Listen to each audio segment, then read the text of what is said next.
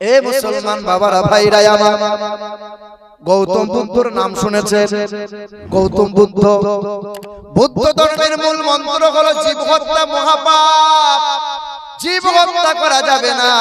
তাই তো কিছু কিছু হিন্দুরা মাংস খাই না, মাছও খাই না, ডিমও খাই না, আমিষ খাই না, বলে আমরা নিরামিষ খাই। কদিন আগে পুরুলিয়ায় ছিলাম, তো খিচুড়ি করেছে মুরগির মাংস দিয়ে। আমাকে কমিটির ছেলে বলছে, হুজুর মাইকে বলে দেন হিন্দু মুসলমান সবাই খাক। তাই হিন্দুদের ছেলে বলছে আমরা তো নিরামিষ খাই, মুসলমানদের আমরা আমিষ খাই না, মানে মুসলমানদের হাতে খাবে না, এটাও বলতে চাইছি। মানে তুমি যে বলছো আমরা নিরামিষ খাই, ঠান্ডা লাগলে বা শরীর দুর্বল হলে ক্যাপসুল খাও না? হ্যাঁ তা তো খাই, ওটা মাছের আঁশ থেকে তৈরি হয়, কেন খাও বলো? তা বলে আমরা নিরামিষ খাই। তোমরা যে নিরামিষ খাও তো চামড়া ধোয়া জল খাও কেন? বলে কই, বলে কলের যে ওয়াশার হয় ওটা গরুর চামড়াতেই তৈরি হয়, তখন তো অসুবিধা হয় না। হ্যাঁ বলো বলো, বলে গরুর মাংসটা আমিষ, রক্ত আমিষ, কিন্তু দুধ খাওয়া চলবে। বলো বলো, শিক্ষিত বাবারা ভাইরা আমার। আবার ওরা বলে গরু আমাদের মা হয়। গরু যদি মা হলো তাহলে মুসলমান কসাই থেকে বিক্রি করলি কেন বল? গরু যদি মা হলো তো নোংরা আবর্জনায় গোয়ালে না রেখে খাট পাল পালনে রাখলি না কেন বল? গরু যদি মা হলো ওই খড় ঘাস না দিয়ে ফল টল খেতে দিলি না কেন বল? ও গরু মা, বাচ্চাটা দুধ খাবে, তখন দড়িটা টান দিয়ে দুধ তুই খাবি, দুধ আমি লব বিক্রি করব, তখন তো মা মনে থাকে না। বলো বলো। আচ্ছা, শিক্ষিত ছেলে এখানে অনেক বসে আছে, গাছের প্রাণ আছে না নাই? কে কে প্রমাণ করেছে বলো? প্রমাণ কে করেছে গাছের প্রাণ আছে? কে কে? জগদীশ চন্দ্র রায়। হ্যাঁ, কদিন আগে, 50-100 বছর আগে, আরে 1400 বছর আগে আমার নবী প্রমাণ করেছেন গাছেরও প্রাণ আছে। যারা বলে আমরা মাছ মাংস খাই না, গাছ পাতা খাই, তোমরাও তো জীব হত্যা করো, গাছেরও প্রাণ আছে। আছে না নাই? কেমন নবী প্রমাণ করলেন? রাস্তা দিয়ে নবী যান, সাহাবারা সঙ্গী ছিলেন। নবী বলছেন থামো, এই কবরে আযাব হচ্ছে। নবী বলছেন খেজুরের ডালটা কেটে কবরে পুঁতে দাও, যতক্ষণ খেজুরের ডাল জিন্দা থাকবে কবরে আযাব থেকে রেহাই পেয়ে যাবে। জিন্দা কারা থাকে? যার ভিতরে জান আছে। বাঘ ভাল্লুক কুকুর বিড়াল মাছ মাংস খায়, তাই তাদের দাঁতকে আল্লাহ ছোচালো বানিয়েছে। গরু ছাগল ঘাস পাতা খায়, তাই তাদের দাঁতকে চ্যাপ্টা বানিয়েছে। মানুষের দাঁত চ্যাপ্টা আছে, ছোচালো আছে। আল্লাহ বলছে মাছ মাংস খাবি, গাছ পাতা খাবি, কোনো অসুবিধা নেই। কি বলছেন বলেন? ওই গৌতম বুদ্ধ, গৌতম বুদ্ধ যখন মরে যাবে, মৃত্যু হওয়ার কয়েকদিন আগে শিষ্য ভক্তরা হাজির হয়েছিল। গৌতম বুদ্ধকে বলছে গুরুজি, আপনি তো পৃথিবীতে আর থাকবেন না, পৃথিবী থেকে বিদায় নেবেন, আপনাকে ধর্মগুরু বলে মানতাম, পৃথিবী থেকে যখন বিদায় নিয়ে নেবেন ধর্মগুরু বলে মানবো কারে? ধর্মের বাণী কার কাছে শুনবো? ওই দিন গৌতম বুদ্ধ বলেছিলেন, I am not first Buddha, আমি প্রথম বুদ্ধ নয়, পৃথিবীতে একজন বুদ্ধ আসবেন। The name whose father will be M and the last will be D. যে নামের প্রথম অক্ষর হবে M, শেষের অক্ষর হবে D। তিনি হবেন মৈত্র, তার বাবার নাম হবে বিষ্ণু যশা, তার মায়ের নাম হবে সুমতি। বেদে লেখা আছে ওই বুদ্ধের নাম দাদা সংসকল পক্ষস মাধবে মাসি মাধবা জাতং দত্তাসা তু পুত্রা পিতরৌ রুষ্ট মনুষ্য সম্ভালে বিষ্ণু যশাস ক্রিগে পাদুর্বভম মহাম। কল্কি পুরাণ 2 নম্বর অধ্যায় 25 নম্বর শ্লোকে বলা আছে পৃথিবীতে একটা গুরু আসবেন, তিনি একটা ধর্মের গুরু হবেন না, তিনি হবেন জগৎ গুরু, বিশ্বের মহান নেতা, মানব জাতির কল্যাণ কর্তা। তিনি আসবেন মাধব মাসে দ্বাদশ তিথিতে, রবিউল আউয়াল মাসে 12 তারিখে, সোমবারের দিন যাবে শুভ সাদিকে। বাবার নাম হবে বিষ্ণু যশা, বাংলা করলে হবে আল্লাহর বান্দা, আরবি করলে হবে আব্দুল্লাহ, মায়ের নাম হবে সুমতি, বাংলা করলে হবে সত্যপ্রিয়া সুন্দরমন, আরবি করলে হবে আমিনা। তার বাবার নাম হবে হযরতে আব্দুল্লাহ, তার মায়ের নাম হবে হযরতে মা আমিনা, তার দাদার নাম হবে আব্দুল মুত্তালিব, তার দাদির নাম হবে নাতিজা বিনতে খাপ্পাব ব্রাকেটে ফাতেমা, নানার নাম হবে আব্দুল ওয়াহাব জোহরি, তার নানির নাম হবে বারিরা, তার দাদার নাম হবে, তার দুধ বাবার নাম হবে হারিস, তার দুধ মায়ের নাম হবে হালিমা, তার দুধ ভাইয়ের নাম হবে আব্দুল্লাহ, তার পিতার নাম হবে আব্দুল্লাহ। তিনি হবেন মক্কার মতি, মদিনার জ্যোতি। তিনি দাঁড়ালে পরে আকাশের উচ্চতা লাভ করিবে, তিনি বসিলে পরে স্থিরতা লাভ করবে, তিনি হবেন মৈত্র। গৌতম বুদ্ধ বলেন পৃথিবীতে এত সুন্দর মহামানব আর দ্বিতীয় কোনদিন কাউকে পাবে না, তিনি হবেন নবী মুহাম্মদুর রাসূলুল্লাহ। সব চাইতে সুন্দর করেছিলেন। পৃথিবী থেকে সর্বপ্রথম চাঁদে গিয়েছিলেন নীল আর্মস্ট্রং 1969 সালে জুলাই মাসের 20 তারিখ। চাঁদে গিয়ে পৃথিবীর মানুষকে তিনটে তথ্য দিয়েছিলেন। চাঁদে বিন্দুমাত্র অক্সিজেন নাই, চাঁদে কোনো উর্বরতা নাই, তবে চাঁদে কালো একটা দাগ পাওয়া যায়। সাংবাদিকরা প্রশ্ন করেছিল, স্যার চাঁদে আবার দাগ কেমনে হয়? বলে 6 মাস রিসার্চ করে জানতে পারলাম চাঁদে একবার অ্যাক্সিডেন্ট হয়েছিল। হয়েছিল না ভাই? নাই। নক্ষত্রের সঙ্গে নয়, গ্রহের সঙ্গে নয়, বলে মক্কা শহর থেকে মুহাম্মদ রাসূলুল্লাহ আকাশের দিকে ইশারা করেছিলেন, এক শাহাদাত আঙ্গুলের ইশারায় চাঁদটা দুফালা হয়েছিল, নবীর আঙ্গুলের ইশারায় চাঁদটা জোড়া লেগেছিল। নীল আর্মস্ট্রং বলেন আজও চাঁদে দাগ আছে, কিন্তু হাবিবুল্লাহর চরিত্রে বিন্দু মাত্র দাগ নাই। একটু আস্তে করে বলা গেল না? মুসলমান বাবারা ভাইরা আমার, আল্লাহ পাক রব্বুল আলামিন কোরআনে জানিয়ে দেয় ওয়া ইন্নাকা লাআলা খুলুকিন আযীম। কোরআন শরীফের পারা নম্বর 29, সূরা নাম সূরা কালাম, আয়াত নম্বর 4, পৃষ্ঠা নম্বর 3, লাইন নম্বর 14। আল্লাহ পাক জগতের মানুষকে জানিয়ে দিল, এই দুনিয়ার মানুষেরা সবচেয়ে সুন্দর করলাম যারে, আলা করলাম যারে, আযীম করে বানাইলাম তারে, হাবিবে কিবরিয়া জানাবে মুহাম্মদুর রাসূলুল্লাহ। হিন্দুদের বেদেও এমন কথা বলা আছে। হিন্দু ভাইরা দেখবেন কালো চশমা পরে, তাই হয়তো তেমন দেখতে পাই না, কিন্তু চুনপুটি গুলো বড্ড লাফায়। কাতলা মাছ যত না লাফায়, পুঁটি মাছ তার চাইতে বেশি লাফায়। ঠিক না ভুল বলো? বামন পণ্ডিতেরা অত ধর্ম নিয়ে লাফালাফি করে না। বেদে লেখা আছে আম সন্তা সরতি শতপতি মারমেহে সুন্দরম মঙ্গলম নরসংসা অততে সং ভবিষ্যতে মনংসবে সদা নিব বাসুদেবং গরঙ্গীতি পুণ্যকন্ধানি নিস্পর্শাম ইন্দ্রজোনা উপস্রোত নামে নরসংসা ভবিষ্যতে অন্ধাত্মা অন্ধকারে প্রবাসন্তি প্রবেশ করে ইয়া সম্মতি উপস্থিত। যারা মহান প্রতিপালকের আকৃতি তৈরি করে, ওই মূর্তির পূজা অর্চনা যারা করে, অন্ধকারে তারাই প্রবেশ করে। আর মহান প্রতিপালকের দরবার থেকে আসবেন একজন গুরু, তিনি হবেন জগৎ গুরু, যার চেহারা দিয়ে সুগন্ধ বার হবে, তিনি হবেন বিশ্বের প্রধান সেনাপতি, প্রধান বিচারপতি, অতি সুন্দর মহামানব, সুন্দর মঙ্গলাম মুহাম্মাদা। নবী মুহাম্মদ হলেন পৃথিবীর সবচাইতে সুন্দর মহামানব। ওই নবীর মতো এমন মহামানব পৃথিবীর জমিনে পাবে না। বেদেও লেখা আছে, দেখতে পাই না। দেখতে পাই, পণ্ডিতেরা জানে, কিন্তু অপরকে বলে না। বলে দিলে পায়ের তলায় মাটি আর থাকবে? মুসলমান বাবারা ভাইরা আমার, ও সোনামণি মা বোনেরা, আল্লাহ পাকের দুই ঘোষণা, এক হলো মুহাম্মদুর রাসূলুল্লাহ, দ্বিতীয় হলো কালামুল্লাহ। এক হলো মুহাম্মদুর রাসূলুল্লাহ, দ্বিতীয় হলো কালামুল্লাহ। এই দুটো সম্পদ তোমাদেরকে দিলাম, কখনো ছাড়বে না, কখনো ভুলে যাবে না। যদি ভুলে যাও, আমি আল্লাহ পাক রব্বুল আলামিন দরজার সামনে গজবটা নামিয়ে দেব। আদরের বিবি থাকবে, গায়ে হাত বোলাবে না, ছেলে থাকবে মনের মতো, আব্বা বলে চাইবে না, পাড়ার বন্ধু অনেক থাকবে, কাছে কেউ আসবে না। বড় বড় পুকুর হবে, মাছ দিবি মরে যাবে, পাঙাচি হবে, ব্যাঙ হবে, তাতে মাছ হবে না। বড় বড় গাছের বাগান হবে, ফল তাতে ধরবে না। আর খানচা ভরা খাবার থাকবে, খেতে মাল পাবে না। আমি আল্লাহ পাকের গজব নামিয়ে দেব, কোনো বেটা ঠেকাতে পারবে না।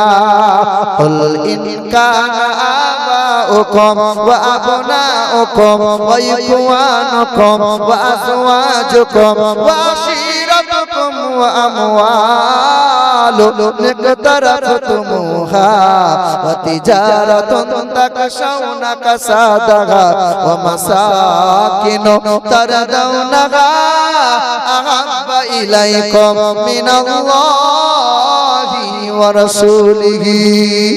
কোরআন শরীফের পারা নম্বর 10 পৃষ্ঠা নম্বর 9 আয়াত নম্বর 24। সন্ধ্যা হলে কাল সকালে কোরআন খুলে দেখে নিস। আল্লাহ পাক জগতের মানুষকে জানিয়ে দেয়, বাপ মাকে ভালোবাসো, অসুবিধা নাই। ছেলে মেয়েকে মহব্বত করো, তাতে অসুবিধা নাই। বিবিকে আদর করো, পণ্য আছে সব আছে, অসুবিধা নাই। ব্যবসা করো, চাষাবাদ করো, চাকরি বাকরি করো, বাড়ি গাড়ি করো, ব্যাংক ব্যালেন্স করো। আমি আল্লাহ কখনো মানা করি নাই, তবে আমি আল্লাহ পাকের ঘোষণা, আহাব্বা ইলাইকুম মিনাল্লাহি ওয়া রাসূলিহি। আমার রাসূলকে যেন ভুলে যাবি না, আমি আল্লাহকে যেন আহকামগুলো ভুলে যাবি না। বিবির মায়ায় পড়ে টাকা করতে গিয়ে, ব্যবসা বিজনেস করতে গিয়ে আমার নবীকে যখন ভুলে যাবি, আদরের বিবি থাকবে পাশে, গায়ে তেল পায়ে তেল আর দেবে না, স্বামী বলে আর বিবি কদর করবে না। এখানকার মা বোনরা তবু তো ভালো, স্বামীর গায়ে তেল পায়ে তেল দেয়, স্বামীর সেবা টিপা করে। আমাদের বর্ধমান ডিস্ট্রিক্টের মেয়েরা তো করে না। সারাদিন যদি মেহনত করে এসে বলে এক গ্লাস পানি দাও তো সালমার মা, বলে কলসিটা আছে ঢেলে খাও তো, দেবে না। মা বোনেরা, প্রতি বছরে বুঝলেন আমি 2-3 বার নানির বাড়ি যাই। ছোটবেলায় নানা নানি মারা গেছে তো আত্মীয়রা সব আছে, দান সাদকা আগে আগে আত্মীয়দের দেখতে হয়। কিছু কিছু মানুষ আছে দেখবেন মসজিদে মাদ্রাসায় খুব দান করে, অথচ আত্মীয় দেখে না। ও নামধারী দান করে, নাম নেওয়ার জন্য দান করে, আত্মীয়দের আগে দেখে। তো প্রতি বছরে 2-3 বার 4 বার করে যাই। কিছুদিন আগে গিয়েছিলাম, তো দেখছি এক দল মহিলা দাঁড়িয়ে আছে। দেখো স্বামীর সেবা কেমন, দেখো। তাই বলছি মামি কি ব্যাপার? বলে বাপ মাস শেষ হয়ে গেল, তাই মাইনের টাকা ব্যাংক থেকে তুলতে গিয়েছিলাম। মাইনের টাকা মানে? বলে ওই তো মমতা দিচ্ছে না 1000 করে। এদিকে মহিলারা পাই কি পাই না, ওই যে ইয়ের ভান্ডার, কি ভান্ডার বলছে না, সরস্বতী লক্ষ্মীর ভান্ডার। এ বাবা বলছে 1000 করে তুলতে গিয়েছিলাম, মাস শেষ হয়ে গেছে বাপ। আলহামদুলিল্লাহ, খুব তো ভালো কথা, বিনা মেহনতে 1000 করে পাচ্ছ। তো আমাকে বলছে বাপ তুই তো ভালো বলছিস, কিন্তু আমাদের ভালো মনে হচ্ছে না। মমতা খালা একটা অন্যায় করছে যে। আমি কি রকম? বলে আমি পাচ্ছি 1000, সালমার মা পাচ্ছে 1000, মুরজিনার মা পাচ্ছে 1000, কিন্তু কুদালের মা 2000 পাবে কেন? তাই বলো কুদালের বাপ যে মরে গেছে, বেদবা বাবা তো 1000 পাবেই পাবে। পাবে কি পাবে না বলে? বেদবা বাবা তো পাবে না 1000। তো এইদিকে 1000 তো ওইদিকে 1000, 2000 তো পাবি। তখন আমার হাতটা ধরে বলছে বাপ কত জায়গায় জলসা করছি বাপ, মুর্শিদাবাদ, বীরভূম, দিনাজপুর, কোচবিহার, জলপাইগুড়ি, আসাম, এদিকে হুগলি, কলকাতা, মেদিনীপুর, কত জায়গায় জলসা করছি বাপ, দোয়া করতে পারছি না। মানে কি দোয়া করব? বলে দোয়া করে দেখি না পুরোটা মরে যায়। কারণ ও যদি মরে যায় আমি মাসে মাসে 2000 পাবো। আর আস্তাগফিরুল্লাহ, আস্তাগফিরুল্লাহ, কি খালা কি বলছো গো? স্বামীর পায়ের তলায় জান্নাত, স্বামীর সেবাতে জান্নাত। কত মহিলা আছে হিজাব পরে স্বামীকে গালমন্দ করে, কত মহিলা আছে বোরকা পরে স্বামীকে তুই করে ভাষা খারাপ করে। ওর হিজাব সহ টানতে টানতে জাহান্নামে নিয়ে যাওয়া হবে। যার আচরণে স্বামী সন্তুষ্ট নয়, তাহাজ্জুদের নামাজ দিয়ে ওই মহিলা জান্নাত পাওয়ার আশা করো না, জান্নাত নাই। বলেন তো ভাই আমার, হার্ট অ্যাটাক করে মারা যায় পুরুষ মানুষ বেশি না মহিলা বেশি? কারা বেশি মারা যায়? পুরুষ মানুষ। বর্তমানে ডাক্তাররা বলছেন যে পুরুষ মানুষের হার্ট অ্যাটাক করে মারা যাওয়ার মূল কারণ হলো তাদের বিবি। অধিকাংশ ক্ষেত্রে তার বউরা এত পরিমাণে মানসিক অত্যাচার দেয় যে বেটা বেটা অল্প দিনে হার্ট অ্যাটাক করে মারা যায়। আপনি দেখবেন সারা দিন মাঠ ঘাট করে মেহনত করে বাড়ি এলেন, ওই একটা কথা নিয়ে ভ্যানার শুরু হলো, রাত শেষ হয়ে যাবে কিন্তু কথা বন্ধ হবে না। ঠিক না ভুল বলেন? একদিন একটা জালসা করে বাড়িতে বসে আছি, আর একটা মহিলা আসছে আর উকি মারছে, আসছে আর উকি মারছে। আমরা দেখতে কি ব্যাপার? বলে কি হয়েছে গো? বলে একটা হুজুরের কাছ থেকে তাবিজ লবো। মানে কিসের তাবিজ? বলে আমার স্বামী আমাকে দেখতে পারে না। সংসারে আগুন লাগে কাদের কারণে বলেন তো? ওই মহিলাদের কথার কারণে। এখানকার মা বোনেরা রাগ করিও না, তোমাদের কথা বলি নাই, আমাদের বর্তমানের কথা বলছি। হ্যাঁ, কারণ মহিলারা মনে মনে ভাবছে উলাউটা কোন মৌলবি এলো। এ বাবা শোনো, তো মহিলা বলছে হুজুর তাবিজ দেন, আমার স্বামী আমাকে দেখতে পারে না। মানে কি তাবিজ দেবো আমি? ঘরে একটা ক্যালেন্ডার ঝুলছিল, বুঝলেন? ক্যালেন্ডার তো দেখেছেন, ক্যালেন্ডারের কাগজ খুব মোটা হয়, ক্যালেন্ডার টুক করে ছিঁড়ে দিয়ে একটা ঢাল করে সুতোই করে বেঁধে, আমি বললাম বোন আমার, এই তাবিজ যেন জীবনে খুলবি না, তাহলে কাজ হবে না, সাংঘাতিক তাবিজ। তো মহিলাটা চুমু খেয়ে বলেন নিয়ে নিল। তাই বললাম শোন, কি করে করবি শোন, বালিশে রাখতে হবে না, হাতেও বাঁধতে হবে না। তোর স্বামী যখন সারাদিন মেহনত করে বাড়ি আসবে, বাড়ি ঢোকা মাত্রই এই তাবিজটা দাঁতে করে টিপে ধরে দাঁড়িয়ে থাকবি, বসে থাকবি, কাজ করবি, কথা বলবি না। 40 দিন পরে বলছে হুজুর আপনার তাবিজ মরা মানুষ জ্যান্ত হয়ে যাবে তো, সাংঘাতিক কাজ। মানে কি করে? বলে আমার স্বামী আর ঝগড়া করে না, আর করবে কি করে? তো মুখ বন্ধ করেছিলাম। কি বলছে বলো? এ মা বোনেরা, দয়ার নবী বলেন ওয়াল মারআতু ইযা সাল্লাত খামসাহা ওয়া সামাত সাহরাহা ওয়া হাসানাত ফারজাহা ওয়া আতাত যাওজাহা ফালতাদখুল মিন আইয়ি আবওয়াবিল জান্নাতি শাআত। মহিলাদের বেশি কাজ করা লাগবে না, চারটে কাজ করো মা। এক নম্বর কাজ হলো 5 ওয়াক্ত নামাজ পড়বে, রমজান মাসে রোজা রাখবে, স্বামীর কথা মতো চলবে। 4 নম্বর বেহায়া বেপনায় চলবে না, আর পেট বার করে গ্রুপ লোন বন্ধনে লোন আনতে জানো যাইও না। এখানকার মা বোনরা তো ভালো, গ্রুপ লোন বন্ধনে লোন করে না, করে সব ফেরেশতা মনে হচ্ছে, করে না? আমাদের ওইদিকেও করতে বলেন, বলে একটু কমেছে। হ্যাঁ, সকালবেলায় দরজার সামনে বসে আছি, পাশের বাড়ি ভাবি সম্পর্কে হয়, না বললেই লয়। শোনো, যারা বন্ধনের লোন করছো, ওই এমন ভাব লেয় বলেন মনে হবে ব্যাংকের ম্যানেজারই পেয়েছে, গাল পালিশ ঠোঁট পালিশ লাগাইয়ে কুচিয়ে শাড়ি পরেছে, পেট বার করে কাঁধে একটা ব্যাগ নিয়ে হিলিয়ে দিলে যাচ্ছে। আমি ভাবি কি ব্যাপার, পুরো সার আসবে গো। কে আসবে বলো? বলে সার আসবে গো। তাই বললাম কোথায় যাচ্ছ? বলে গ্রুপ লোন, সার আসবে। তার মনে হচ্ছে তোমাকে এসবিআই ব্যাংকের ম্যানেজার মনে হচ্ছে। কি আর করবো, সার আসবে। 10 জন মহিলা 12 জন মহিলা গোল করে ঘিরে বসেছে, অচেনা পুরুষ মানুষ, জাত কোন জাতের কোন দলের দেখা দেখি নাই, ওকে মধ্যখানে বসিয়ে রেখেছে। আর এই মহিলা হিজাব করে পেটটা বার করে বলছে স্যার আমাকে দেখছো না, আমাকে একটু দেখো। ও আবার হিজাব পরে আছে, ও আবার মুসলমান ঘরের মেয়ে। মা এই কাজ করিও না, ঋণ করে ঋণা করে দিনা করে সংসার চালাইও না, এই কাজ করা যায় না। কাজ করলে পরে জান্নাত মহিলাদের জন্য 4 কাজ যদি করে, 5 ওয়াক্ত নামাজ পড়বে, রমজান মাসে রোজা রাখবে, স্বামীর কথা মতো চলবে, আর পর্দাশীলাই থাকবে। 4 গুণ ভালো হলে জান্নাতের 8টা দরজা আল্লাহ রাসূল বলছেন আল্লাহ তাদের জন্য খুলে দেবে। বলে সুবহানাল্লাহ। আল্লাহ পাক রব্বুল আলামিনের ঘোষণা, এক হলো মুহাম্মদুর রাসূলুল্লাহ, দ্বিতীয় হলো কালামুল্লাহ। এটা কোরআন। যে কোরআন পড়লে সওয়াব পাওয়া যায়, যে কোরআনটা দেখলে সওয়াব পাওয়া যায়, যে কোরআনটা ছুঁইলে সওয়াব পাওয়া যায়। কালো হোক কিংবা ফর্সা, আরবি হোক কিংবা বিহারি, বাঙালি হোক কিংবা গুজরাটি, এই দলের হোক কিংবা ওই দলের, ছোট হোক কিংবা বড়, নারী হোক কিংবা পুরুষ, কোরআন পড়ো, কোরআন। ছেলে মেয়েদের বুকে কোরআন তুলে দাও। এ মা বোনেরা ভাইরা, এই কোরআন পড়ে পীর দস্তগীর মুহিউদ্দিন আব্দুল কাদের জিলানী হয়ে গেল। এই কোরআন পড়ে খাজা বাবা খাজা মুঈনুদ্দিন হয়ে গেল। এই কোরআন পড়ে খাজা বাবুউদ্দিন নকশবন্দি হয়ে গেল। এই কোরআন পড়ে খাজা শেখ আহমদ শিরগান্ধী হয়ে গেল। এই কোরআন পড়ে বাবা নিজামউদ্দিন আউলিয়া হয়ে গেল। এই কোরআন পড়ে বাবা কুতুবউদ্দিন বখতিয়ার হয়ে গেল। এই কোরআন পড়ে কত জামানার ওলি আউলিয়া হয়ে গেল। এই কোরআনের সঙ্গে বিয়াদবি করে কত মানুষ ধ্বংস হলো। পৃথিবীর দুশমনেরা যদি এই কোরআনকে বস্তায় ভরে আর নদীতে যদি ভাসিয়ে দেয়, পৃথিবী থেকে কোরআন হারিয়ে যাবে। বলেন হারিয়ে যাবে। পৃথিবীর সব কোরআন যদি এক কাছে জড়ো করা হয় আর আগুনে পুড়িয়ে দেওয়া হয়, কোরআন পৃথিবী থেকে হারিয়ে যাবে। কোন এক কবি বলেন, যদি আগুন লেগে ধ্বংস হয়, যদি আগুন লেগে ধ্বংস হয় পৃথিবীর সব বইয়ের দোকান, বিশ্ব থেকে হারাবে না পবিত্র কোরআন।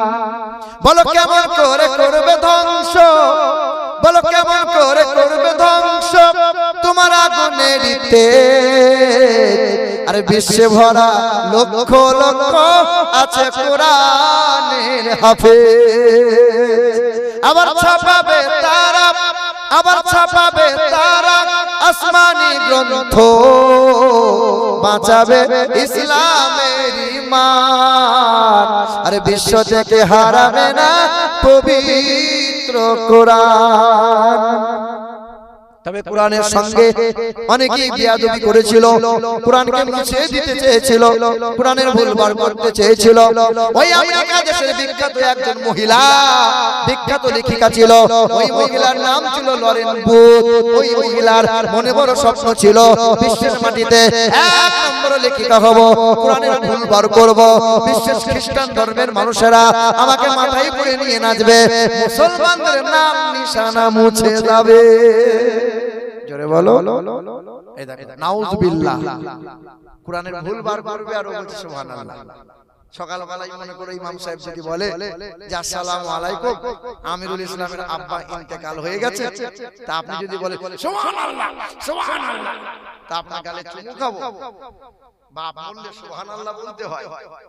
কোরআনের ভুল বার করবে, মুসলমানদের নাম নিশানা মুছে দেবে, সকলে বলেন আস্তাগফিরুল্লাহ। এ বাবাজিরা ভাইরা আমার, খ্রিস্টান ধর্মের মেয়ে ওই লরেন বুথ লেখিকা, তার নাম ওই লরেন বুথ লেখিকা কি করেছিল? সাংবাদিক সম্মেলনে ক্যামেরার সামনে দাঁড়িয়েছিল, ক্যামেরার সামনে দাঁড়িয়ে বলেছিল এই যে মুসলমানদের কোরআন ধূমপান করছিল, একটা পোশাক পরেছিল, বাম হাতে কোরআন উঁচু করে ধরেছিল। ওই মহিলা ক্যামেরার সামনে দাঁড়িয়ে বলেছিল কোরআনের ভুল বার করব, মুসলমানদের নাম নিশানা মুছে দেব, দেশ বিদেশে প্রচার করে দাও। সাংবাদিকরা দেশ বিদেশে প্রচার করে দিল। এই লরেন বুথ খ্রিস্টান ধর্মের মেয়েটা 1 মাস কোরআন পড়ে, 2 মাস কোরআন পড়ে, 1 বছর কোরআন পড়ে, 1.5 বছর কোরআন পড়ে, 2 বছর কোরআনটা পড়েছিল। 2 বছর কোরআনটা পড়ে নেওয়ার পর আজকে মাথায় কাপড় দিয়েছিল, হিজাবটা পড়েছিল, পর্দাশীলা হয়েছিল, কোরআনটা বুকে নিয়ে 2 বছর পরে ক্যামেরার সামনে দাঁড়িয়ে গিয়েছিল। সাংবাদিকরা প্রশ্ন করেছিল ম্যাডাম আপনি না বলেছেন কোরআনের ভুল বার করব, কোরআনের কোন জায়গায় ভুল পেলে বলো? ওই খ্রিস্টান ধর্মের মেয়েটা কোরআনে চুমা দিয়ে বলেছিল কালমায়ে লা ইলাহা ইল্লাল্লাহ মুহাম্মাদুর রাসূলুল্লাহ। ওই লরেন বুথ লেখিকা বলল এই কোরআনটা 5 বার পড়লাম কিন্তু ভুল পেলাম না, মনে মনে হলো আর কোরআন পড়ব না। কিন্তু কোরআন এমন একটা মধুর গ্রন্থ, কোরআন বারবার পড়তে মনে হয়। পৃথিবীতে কত গান আছে, 1 বার 2 বার 5 বার 10 বার গাওয়া হয়, শোনা হয়, ধীরে ধীরে গান পুরাতন হয়ে যায়। পৃথিবীতে কত কবির কবিতা আছে, 1 বার 10 বার 5 বার শোনো গাওয়া হয়, কবিতা পুরাতন হয়ে যায়। পৃথিবীর কত মুসলমানেরা 20 বছর 30 বছর 40 বছর নামাজ পড়ে, নফল পড়ে, সূরা ফাতিহা পড়ে, সুন্নাত পড়ে, সূরা ফাতিহা পড়ে, ইশরাক পড়ে, চাস্তার পড়ে, আওয়াবিনের পড়ে, তাহাজ্জুদ পড়ে, ফরজ পড়ে। শায়াদ আপনার সূরা ফাতিহা পড়াই লাগে, ইমাম সাহেব পড়লে পড়ে মুক্তাদিকে শুনতে হয়। 40 বছর ধরে এক সূরা বারবার বারবার শোনা হয়, বারবার পড়া হয়, কোনদিন আল্লাহর বান্দা বলে না সূরা ফাতিহা পুরাতন হয়ে যায়, নতুন নতুন হলে ভালো হয়। কেউ বলে মনে হয় ওই লরেন বুথ লেখিকা বলে এই কোরআনটা 2 বছর পড়লাম, 5 বার পড়ার পরে মনে মনে হলো আর কোরআন পড়ব না। কিন্তু মধুর গ্রন্থ কোরআন 2 বছরে পড়তে পড়তে পড়তে পড়তে পড়তে পড়তে 52 বার আমি খতম করে দিলাম। কতবার? এই যে তোমার বৌমাকে জিজ্ঞেস করবে তো কবার কোরআন পড়ে। যখন বিয়ে দিবার সময় মেয়ে দেখতে গিয়েছিলেন আপনার ছেলের জন্য, ঘুমটা কেটে মেয়েটা সামনে বসে আছে, আপনি জিজ্ঞেস করতেন হ্যাঁ মা নামাজ কোরআন জানো? জিজ্ঞেস করে কি করেন? করে কি করেন? তখন আপনার বিয়ান ওই জানলা দিয়ে উঁকি মেরে বলছে আমার মেয়ে বছরে 18 বার খতম দেয়, নামাজে পাটি থেকে ওঠে না। পাড়ার লোককে জিজ্ঞেস করে আমার মেয়ের মতো মেয়ে হবে না। বাসের কন্ট্রাক্টর দেখেছেন তো, গোটা বাস ভরে গেছে, ওর নিচে থেকে বলে ভেতর দিকে যান ফাঁকা আছে, ভেতর দিকে যান ফাঁকা, বলে কি বলে না বলে ফাঁকা নাই বলে ঘাড়ে গিয়ে কি বলছে, জেনে শুনে মিথ্যা বলে। এই মেয়ের মারা কিছু আছে, জেনে বুঝে এমন করে বুঝিয়ে কথা বলবে, মনে হবে সাংঘাতিক বলি রে। বছর 10 বছর ধরে সংসার করছে, নামাজও নাই, কুরআনও নাই, পর্দা শিলাও নাই, হই হই হই হচ্ছে, সিরিয়াল দেখছে। এ মা, লজ্জা শরম লাগে না? আমার দিকে তাকিয়ে দেখো, আমি ধনীর ঘরের ছেলে নয়, আমি তো গরিবের ছেলে, কিন্তু আমার মা আমাকে নিয়ে বড় গর্ব করে। মা, তোমাদের মতো কত মা আছে, 5 বেলা নামাজ পড়ে, পর্দা সিলাই থাকে, ইশরাকের নামাজ পড়ে, চারটার নামাজ পড়ে, তাহাজ্জুদের নামাজ পড়ে। এ মা, তোমাদের মতো মায়ের পেট থেকে বড় পীর আব্দুল কাদের জিলানী এলো, তোমাদেরই মায়ের পেট থেকে খাজা বাবা মঈনুদ্দিন হলো, তোমাদেরই মায়ের পেট থেকে বাবা নিজামউদ্দিন হলো, তোমাদেরই মায়ের পেট থেকে খাজা শেখ আহমদ সিরহান্দি হলো। এ মা, তোমার কি মন চাই না আমি একটা সন্তান তৈরি করব, আমিনুল ইসলামের মতো তৈরি হবে? না মা, আপনাকে মৌলবি বানাতে হবে না, হাফেজ বানাতে হবে না, তোমার ছেলেকে ইংলিশ মিডিয়ামে পড়াও, তোমার ছেলেকে মিশনে পড়াও, যা ইচ্ছা যেখানে ইচ্ছা পড়াও, তবে হ্যাঁ, তোমার ছেলে ডাক্তার হবে, তোমার ছেলে মাস্টার হবে, তোমার ছেলে পুলিশ হবে, তোমার ছেলে আর্মি হবে, আলহামদুলিল্লাহ হোক। তবে তোমার ছেলেটা যেন বিয়াদব না হয়, তোমার ছেলেটা যেন বিয়াদব না হয়।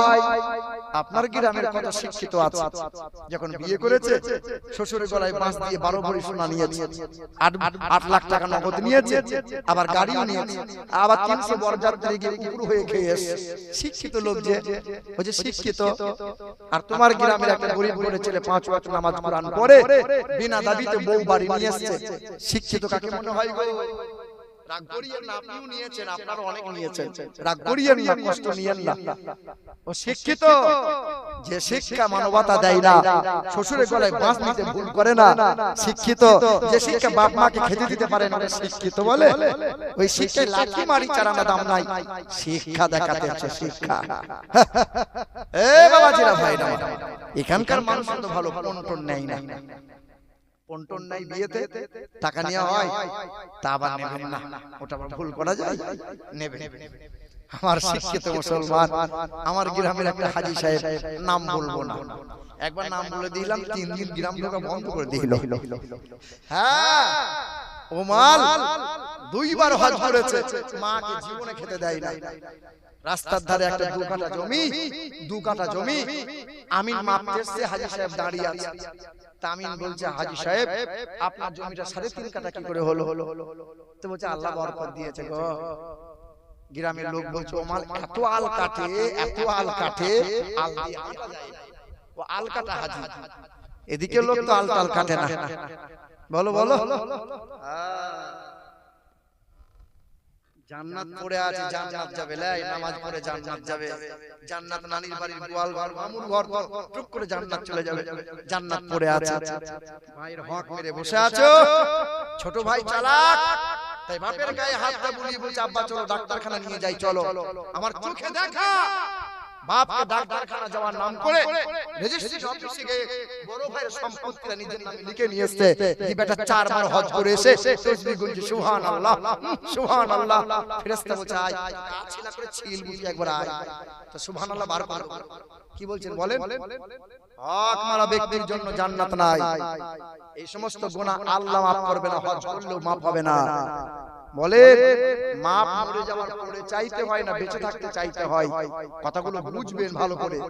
মরে যাওয়ার পরে মাপ চাইতে হয় না, বেঁচে থাকতে চাইতে হয়। জানাজার ময়দানে হাফেজ সাহেবকে দান করিয়েছি, হাফেজ সাহেব চেয়ে এলেন, তো তখন ঢং করে হাফেজ সাহেব বলছে, আসসালামু আলাইকুম, এই যে ইকবালের বাপ মরে গেছে, খুব লোক ভালো, যার যদি কোনো ভুল ত্রুটি করে থাকে সবাই মাফ করে দাও। বলে কি বলে, মেয়ের বাপ তখন দাঁড়িয়ে দাঁড়িয়ে বলছে, হাই, হাত ভরি সোনাটা দিতে কম হয়েছিল, হাফ ভরি সোনা দিতে কম হয়েছিল বলে বিয়াইটা দিন রাত আমার মেয়েকে খোঁটা দিয়েছিল, ফ্রিজটা দিতে পারি নাই বলে আমার মেয়ে একদিন ঠান্ডা পানি খেতে চেয়েছিল, আমার বিয়ানটা বলেছিল তোর বাপ কি ফ্রিজ কিনে দিয়েছে, ঠান্ডা পানি খাবি। আমার মেয়েটাকে রাত দিন খোঁটা দিয়েছিল, আমার মেয়ের সংসার হতে দেয় নাই। এই মানুষটাকে আমি মাফ করি কি করে? মাপ নাই বেটা, মাপ নাই। বড় পীর সাহেব, বড় হুজুর, কোন হুজুর, কোন পীর, কোন মুফতি যদি জানাজা পড়ায়, ওই ব্যক্তির জন্য মাপ নাই। মাপ তো বেঁচে থাকতে চাইতে হবে। লজ্জা করতে হয় মরার পরে না বেঁচে থাকতে। বলো বলো, জীবন ভোর আন্ডার প্যান্ট করে পুরুষ মহিলা একসাথে গোসল করলো, লজ্জা নাই শরম নাই, দিয়ে মরে যাওয়ার পরে বলে কাপড় দিয়ে ঘিরে দে, লজ্জা কর, কাপড় দিয়ে ঘিরে দে, গোসল দিয়া হবে, কাপড় দিয়ে ঘিরে দে। বলো বলো, জীবন ভোর ন্যাংটা হয়ে গা ধুলো, জাঙ্গিয়ে পরে গা ধুয়েছে, লজ্জা শরম করে নাই, দিয়ে মরার পরে লজ্জা দেখাচ্ছো, লাভ নাই। হায় হায় মুসলমান সোনার টুকরো বন্ধুরা, আব্বা কোথায় গিয়েছি আমরা।